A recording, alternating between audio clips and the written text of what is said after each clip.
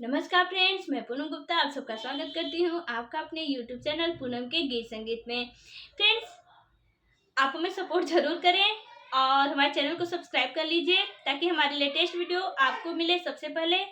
और सब्सक्राइब करने के साथ साथ आप बेल आइकन के आल बटन को ऑन कर दीजिए ताकि मेरे लेटेस्ट वीडियो आपको मिले सबसे पहले। तो मैं एक बहुत ही प्यारा सा लाचारी गीत गाने जा रही हूँ।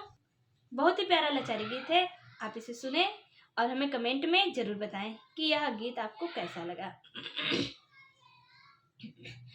हल्ला पूरा भइल बा बाजार छोटी नदी, हल्ला पूरा भइल बा बाजार छोटी नदी, हल्ला पूरा भइल बा बाजार छोटी नदी।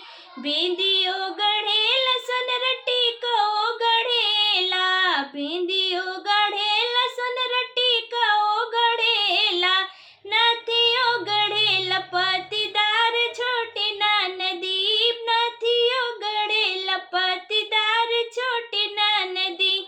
जौनपुर से आइल बा सोनार छोटी नदी, जौनपुर से आइल बा सोनार छोटी नदी। हल्ला पूरा भइल बा बाजार छोटी नदी, हल्ला पूरा भइल बा बाजार छोटी नदी। झुमको गढ़ेला सुनरहारो गढ़ेला, झुमको गढ़ेला सुनरहारो गढ़ेला, कंगना गढ़ेला नागदार छोटी नदी, कंगना गढ़ेला नागदार छोटी नदी। हल्ला पूरा भइल बा बाजार छोटी नदी, हल्ला पूरा भइल बा बाजार छोटी नदी। जौनपुर से आइल बा सोनार छोटी नदी, बिछियो गढ़ेला सोनरा पायलो गढ़ेला, बिछियो